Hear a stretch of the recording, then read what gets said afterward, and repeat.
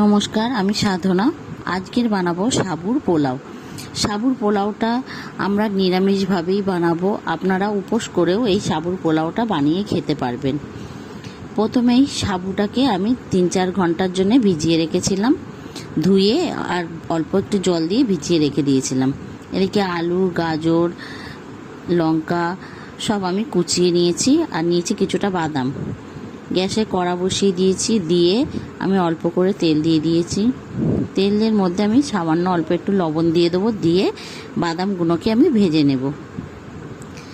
বাদামগুলোকে একটু নেড়ে চেড়ে লাল লাল করে ভাজতে হবে। বাদামটা মিডিয়াম আঁচে ভাজতে হবে, হাই ফ্লেমে ভাজলে বাদামটা পুড়ে যাবে, বাদামটা ভাজা হবে না। সেহেতু গ্যাসটাকে খুব আস্তে করে বাদামটাকে লাল লাল করে ভেজে নিতে হবে, বাদামটা যতক্ষণ না ফেটে যাচ্ছে। বাদামগুলো ভাজা হয়ে গেছে, আমি বাদামগুলোকে এবার তুলে নেব। দিয়ে দেবো ওই তেলের মধ্যে একটু গোটা জিরে ফোড়ন, আর দিয়ে দেবো কারি পাতা। কারি পাতাটা দেওয়ার সময় একটু সাবধানভাবে দেবেন, কেননা কারি পাতা তেলের মধ্যে দিলেই খুব ফাটে। এবার দিয়ে দেবো কাঁচা লঙ্কা কুচি। কাঁচা লঙ্কা কুচিটাকেও আমি দিয়ে দিলাম। দিয়ে এবার দিয়ে দেবো আলুগুলোকেও আমি ছোট ছোট করে কেটে নিয়েছি, সেই আলুগুলোকেও আমি দিয়ে দেব।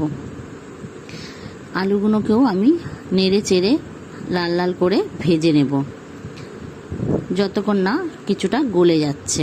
এবার দিয়ে দেবো গাজরগুলোকেও আমি আলুর মধ্যে দিয়ে দিচ্ছি।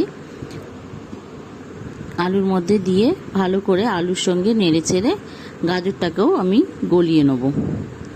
আলু আর গাজর ভেজে যতক্ষণ না আলু আর গাজরটা ভালো মতন গলছে, ততক্ষণ আলু আর গাজরটাকে আমি ভেজে নেব। ভালো মতন করে নেড়ে চেড়ে আমি ভেজে নিয়েছি। এবার দিয়ে দেবো কুচিয়ে রাখা টমেটোটাকেও আমি দিয়ে দিলাম। দিয়ে টমেটোটাকেও আলু আর গাজরের সঙ্গে নেড়ে চেড়ে নেব। ভালো করে নেড়ে চেড়ে নিয়েছি। এবার দিয়ে দেবো এর মধ্যে স্বাদ মতন লবণ। এর মধ্যে আমি লবণ দিয়ে এবার ভালো করে নেড়ে চেড়ে নেব। আমি এতে হলুদ দিচ্ছি না, আপনারা পারলে হলুদ দিলেও আপনারা দিতে পারেন। হলুদ না দিলেও ভালো লাগে, হলুদ দিলে কালারটা একটু ভালো আসে। আমি ভালো করে নেড়ে চেড়ে গলিয়ে নিলাম। আলুটাও ভালো মতনই আমার গলে গেছে। এবার নেড়ে চেড়ে ভালো করে আমি এবার এর মধ্যে দিয়ে দেবো সেই ভেজে রাখা বাদামটা আমি ভেজে রেখে দিয়েছিলাম, সেই বাদামটাকেও আমি দিয়ে দিলাম। দিয়ে ওর সঙ্গেই আবারও ভালো করে একটু নেড়ে চেড়ে মিশিয়ে নেব।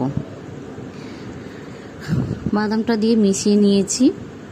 এবার এর মধ্যে দিয়ে দেবো সেই আগে থেকে ধুয়ে ভিজিয়ে রাখা সাবুটা এবার দিয়ে দেবো ওর মধ্যে। সাবুটা পুরো শুকনোই হয়ে গেছে। এবার আমি সাবুটাকেও ওর মধ্যে দিয়ে দিলাম, আর সাবুটাও ভালো মতন গলেও গেছে।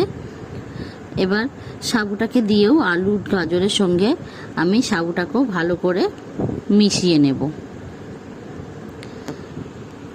আমি আলুটার সঙ্গে ভালো করে গাজর, আলু, বাদামের সঙ্গে ভালো করেই সাবুটাকে মিশিয়ে নিচ্ছি। যতক্ষণ না সাবুটা ট্রান্সপারেন্ট হচ্ছে, ততক্ষণ ভালো করে সাবুটাকে ভেজে নেব আলুর সঙ্গে। দেখেন সাবুগুলো কীরকম ট্রান্সপারেন্ট হয়ে গেছে, সাবুর যেমন কালারটা চেঞ্জ হয়ে গেছে। এবার ভাজাটা প্রায় হয়েই এসেছে। একটু শুকনো ঝরঝরে করে ভেজে আমি এটাকে তুলে নেব। আমার এই সাবুর পোলাওটা কমপ্লিট হয়ে গেছে। আপনাদের যদি এরকম নিরামিষি সাবুর পোলাও রেসিপিটা ভালো লেগে থাকে, তাহলে একটা লাইক, কমেন্ট, শেয়ার করে দেবেন, আর সাবস্ক্রাইব করে আমার পাশে থাকবেন। যদি ফেসবুকে দেখেন, আমার পেজটাকে ফলো করে রাখবেন, তাহলে নিত্য নতুন রেসিপিটা আপনারা সবার আগে পেয়ে যাবেন। নিরামিষের দিনে এরম সাবুর পোলাও বানিয়ে একবার হলেও আপনারা খেয়ে দেখবেন, আর আমাকে কমেন্ট করে জানাবেন।